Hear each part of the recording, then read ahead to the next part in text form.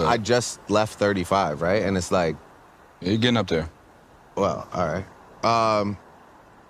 But Just saying. yeah, I guess. Yeah, you're right. How old are you? 25, so. Yeah. I can't wait. You're gonna get old. Hello, I'm your host, Marcus Garrett. Every week I have entertaining conversations with your favorite influencers and entrepreneurs. Now, let's get started with this week's show. Delyanne is a nationally recognized money expert and the podcast host of Diversifying, produced by CNN. Like many people, she found herself confused and frustrated when it came to managing her money and growing her wealth. She had racked up over $150,000 in student loan and barely understood her 401k. By 2020, she became debt-free and launched Delyanne, the Money Coach, LLC. Welcome to the show. Thank you. I'm so glad to be here. You actually dropped a tweet that I want to start with and maybe helps tell that story. You said 18-year-old me was hopeless because she was undocumented. 25-year-old me felt doomed when she realized she hated being a lawyer. 32-year-old me thought she'd never be happy single. And 37-year-old me thought she'd have to work until she was 60. I love proving myself wrong. So what other areas have you proved yourself wrong? I know you've talked a little bit about being a lawyer before, so can you tell the people your story? Yeah, definitely. I'm an immigrant from Brazil. I grew up in Miami, moved to New York to pursue, my law degree and the big city lights. I accomplished all of those things. I had like the office in Park Avenue. I, became a very accomplished attorney, but I was completely miserable. And that was a really heart-wrenching moment for me because as an immigrant, as the first person in my family to, graduate college, you have all of these hopes and dreams and aspirations. And when you finally get to the finish line, it's very deflating when you realize that this actually isn't my path. I don't really feel aligned with this career that I've been chasing and working so hard for. And I went on to be an attorney for 14 years after that realization. So, the golden handcuffs was like very real for me. I didn't feel like I had a way out because I owed $150,000 in student loans.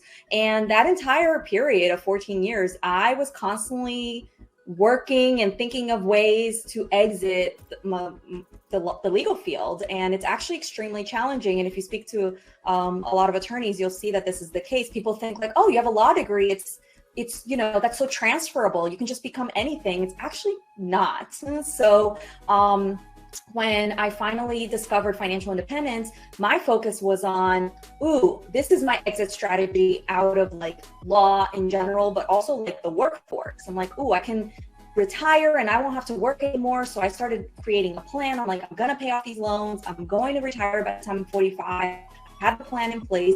And then that was set, right? I was like, I'm going to work for another 7 years and retire. But then I started my business alongside that so that I could document the process. I was like, I wanted to share it with people. I wanted the accountability for myself and I wanted to share my knowledge.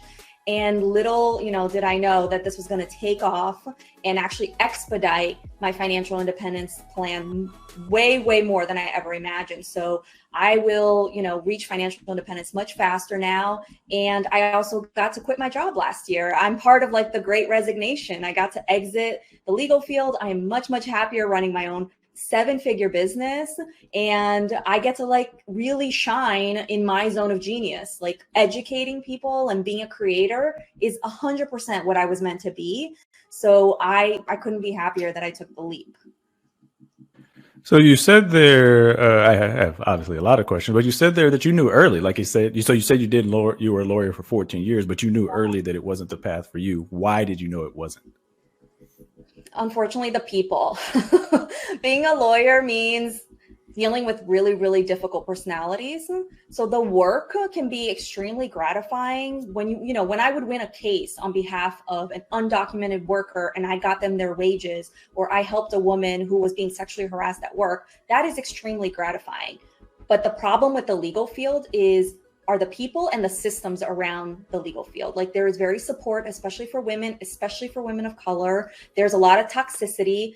It's not surprising that lawyers are like type A, and a lot of them can be like borderline psychopaths, like literally. So it's a very, very difficult field where you have to have very tough skin, which I was able to endure. But I'm like, is this what it's about? Like enduring this? Like, it should be so much more than this. Like, why should I have to put up with this abuse so that I can do the kind of work that I believe in? It just never connected for me, which is why I didn't like jump from job to job. I only had 2 jobs out of law school because I knew the problem wasn't necessarily the place I was working in, it was the field in general. So for me, the solution was I need to exit this field, which ended up being the correct, path for me.